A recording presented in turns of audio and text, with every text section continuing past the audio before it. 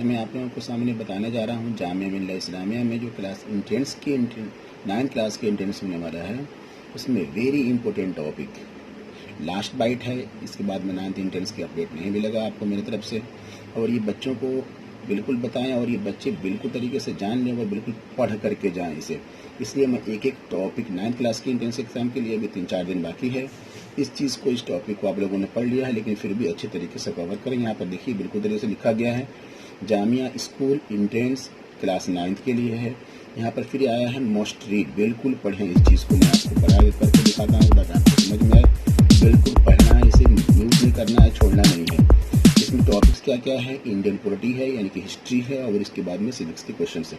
Topics बता रहा हूँ मैं, important articles and its parts of कौन सा रूम नंबर, इस पार्ट्स ऑफ 14 से लेकर के 28 of the Indian, parts of rule number 14 से लेकर के 14 टू लेकर के 28 ऑफ इंडिया, इंडियन कॉन्स्टिट्यूशन बिल्कुल पढ़िएगा। पार्ट्स ऑफ 14 से लेकर के 28 तक इंडियन कॉन्स्टिट्यूशन में।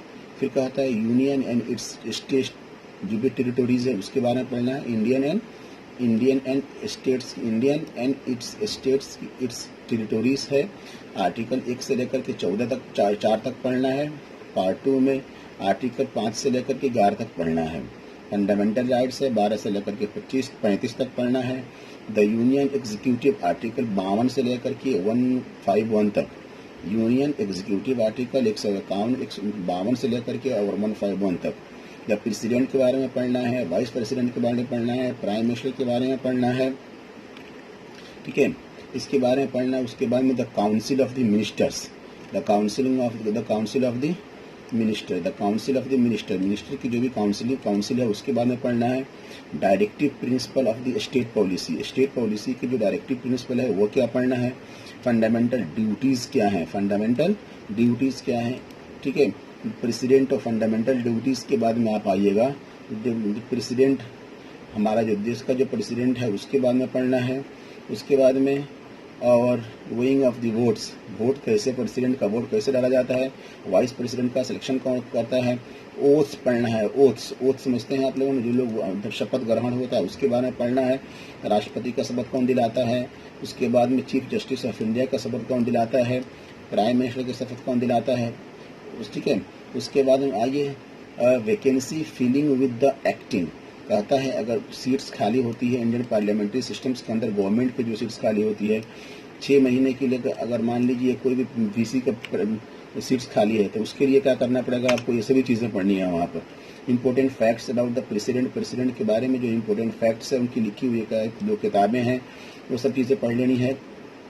Selection of the vice president का सिलेक्शन कैसे होता है ये बिल्कुल ना भूलें आप लोग, बिल्कुल पढ़ लीजिएगा। प्राइम मिनिस्टर के ओथ्स कैसे होता है बता दिए हैं यहाँ पर हम आप लोगों को। उसके बाद में किचन कैबिनेट की जो किचन बैठक होती है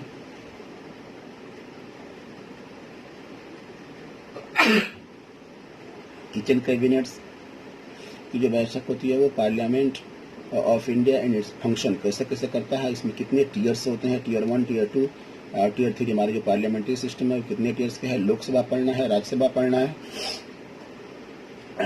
tenure of the Lok Sabha and qualification and special power, Lok Sabha के टेन्योर कितना दिन होता है, उसकी क्वालिफिकेशन क्या है, उसकी लोकसभा के स्पेशल पावर क्या होती है। स्पीकर ऑफ द लोकसभा के जो स्पीकर होता है, राज्यसभा के भी, उसका सिलेक्शन कौन करता है और कितना दिन का इनका टेन्योर होता है, इनका कार्यकाल क्या होता है, इसके बारे में पढ़ना है। Different terms related to the parliament से संबंधित कुछ टर्म्स है मैं बता रहा हूँ आप लोगों को, ये देख लीजिएगा। द ज्वाइंट सिटिंग, बाद में क्या होता है joint sitting, under the article 108 there is a provision of the joint sitting of the both the houses of the parliament, the Lok Sabha speaker president over the joint sitting, article 118(4) के तहत। The joint sitting of the both houses can be convened on the two। फिर कहता है यहाँ court को जो adjourn हो जाता है, कोर्ट के एडजर्न की कंडीशन क्या होती है, कितने दिन तक हम लोग उसको पार्लियामेंट्री सिस्टम को या पार्लियामेंट के हाउस को हम एडजर्न कर देते हैं, ठीक है। हाउस इज एडजर्न नहीं होता, जो आज के बाद से सभा संबंध होती है 2 बजे के लिए, 3 बजे के लिए, ठीक है ना। क्वेश्चन आवर की ड्यूरेशन क्या होती है, उसके बाद में आपका 0 आवर्स की प्रोपोगेशन वो क्या होती है, और नो कॉन्फिडेंस मोशन, एक टर्मिनोलॉजी होती है, पार्लियामेंट्री टर्मिनोलॉजी होता है नो कॉन्फिडेंस मोशन, ठीक है ना। लोकल गवर्नमेंट इनको पंचायती राज बिल्कुल तरीके से पढ़ना है, रैयतवादी सिस्टम, और उसके बाद में पंचायती सिस्टम ये सब पढ़ना है। उसके बाद में there 3 types of the parliamentary system लिख दिया गया यहाँ पर, gram panchayat at the village level, panchayat samiti at the block level, जिला परिषद है द डिस्ट्रिक्ट लेवल, ये भी पढ़ना है। एक और चीज़ पढ़ना है, ये नाम याद करिएगा आप लोगों को, बलवंती मेहता याद होगा आप लोगों का। सुप्रीम कोर्ट का अच्छे बारे में पढ़ना है। The constitution of the supreme court का जो आपका जो कंपोजिशन होता है वो कैसे होता है। क्वालिफिकेशन टू बी अ जज of the supreme court, tenure of the जज, इंपॉर्टेंट फैक्ट्स, हाई कोर्ट के बारे में पढ़ना है, गवर्नमेंट बॉडीज के बारे में पढ़ना है, प्राइम मिनिस्टर के बारे में अच्छे तरीके से पढ़िएगा, ठीक है ना। नीति आयोग, और ये उसके बाद में फिर जरा सा फाइनेंस कमीशन, या उसके बाद में इसके बाद में बना हुआ है क्या चीज़, कैग का कुछ रिपोर्ट आता है, सीएजी की रिपोर्ट आता है, सीबीआई का रोल क्या होता है, अभी करंट अफेयर्स बिल्कुल पढ़िएगा। अटॉर्नी जनरल ऑफ इंडिया हमारे पास कौन है, अटॉर्नी जनरल कौन है, इलेक्शन कमीशन का काम क्या होता है, कौन इसको चुनियर करता है, इलेक्शन कमीशन और इंडिया के बारे में थोड़ा सा पढ़ लीजिएगा। पॉलिटिकल पार्टीज जितने